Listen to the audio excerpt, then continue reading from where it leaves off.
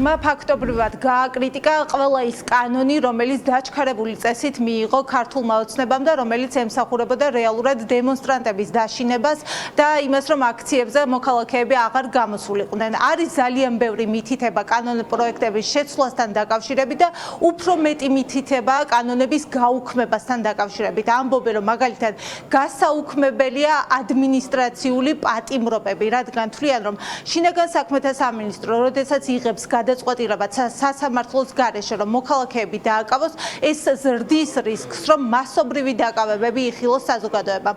ასევე გაკრიტიკებულია ადმინისტრაციული ჯარიმების 5,000 ლარამდე გაზრდა და შეახსენებს ეუთო ოდირი საქართველოს ხელისუფლებას, რომ 5,000 ლარიანი ჯარიმა არის არაპროპორციული. შეახსენებს იმას, რომ მოქალაქეების საშუალო თვიური ხელფასი არის გაცილებით დაბალი და შეუსაბამოა რეალურად შემოსავალსა და დაკისრებულ ჯარიმას შორის დიდი სხვაობა. ამიტომ თვლიან, რომ ეს ჯარიმის რაოდენობა უნდა შემცირდეს. ასევე ეხება ეუთო ოდირი სპონტანური შეკრებების აკრძალვას ნებართვის გარეშე და ასევე ეხება დახურულ შენობებში შეკრებების წინასწარ შეტყობინების საჭიროების ჩაწერას ქართული ოცნების მიერ კანონში. თვლიან, რომ მსგავსი ჩანაწერი არის შეუსაბამო, რადგან მოქალაქეებს აქვთ უფლება, რომ მათ შორის კონკრეტულ შენობებში, დახურულ სივრცეებში შეიკრიბონ და საპროტესტო აქციები გაიმართოს. ასევე გაკრიტიკებულია ქართული ოცნების მიერ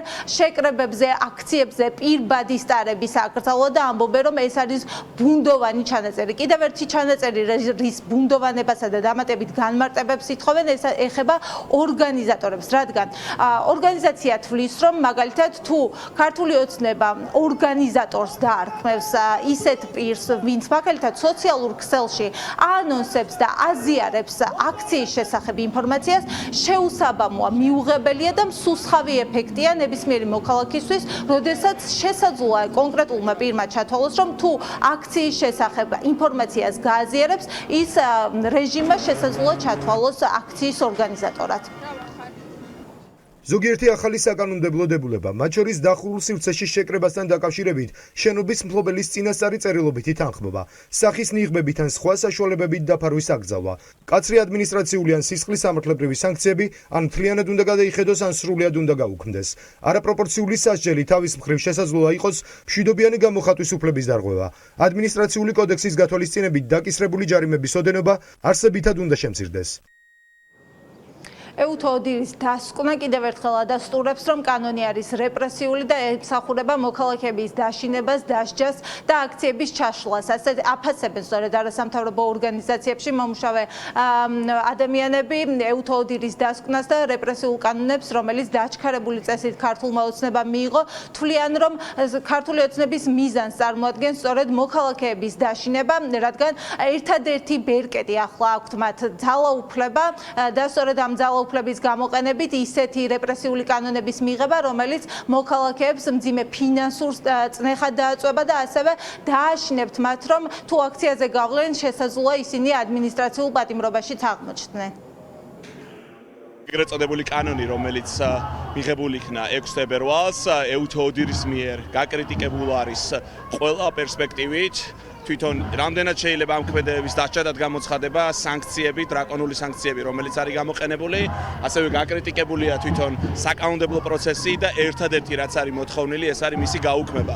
აღსანიშნავია, რომ რამდენიმე დღის წინ დააჯარიმეს სტუდენტები დახურულ სივრცეში მანიფესტაციის გამართვისთვის, ეს ნაწილი ცალკე აქვს შეფასებული ეუთო ოდირის დამატებით და ხაზგასმული არის, რომ არ შეიძლება ამნაირი ქმედებებისთვის პასუხისგებაში მიცემს მოხდეს ადამიანების, იმიტომ რომ როცა დახურული სივრცე თუნდაც ის საჯარო მოხმარების არის, საჯარო მიზნების არის, იქ უნდა იყოს შესაძლებელი შეკრების და მანიფესტაციის გამართვა. შეწოდებული პარლამენტი, მათ შორის წინამოწვევის და უკვე ეხლა საერთოდ გასულია მომსახურების ზონიდან და იღებს კანონებს, რომელიც აბსოლუტურად შეუთავსებელი არის საერთაშორისო სტანდარტებთან, ანუ ცალკეული ნორმები კი არ არის შეუსაბამო, მთლიანად კანონები არის შეუსაბამო საერთაშორისო სტანდარტებთან, მთლიანად კანონში არის პრობლემა, მთლიანად კანონები არის გასაუქმებელი, ცვლილებები, რომელიც პარლამენტმა მიიღო, ჩვენ ისედაც ეუთო ოდირის დასკვნამდე ძალიან კარგად ვიცოდით, რომ ეს ემსახურებოდა შეკრებისა და გამოხატვის თავისუფლების არათუ შეზღუდვას, აბსოლუტურად აკრძალვას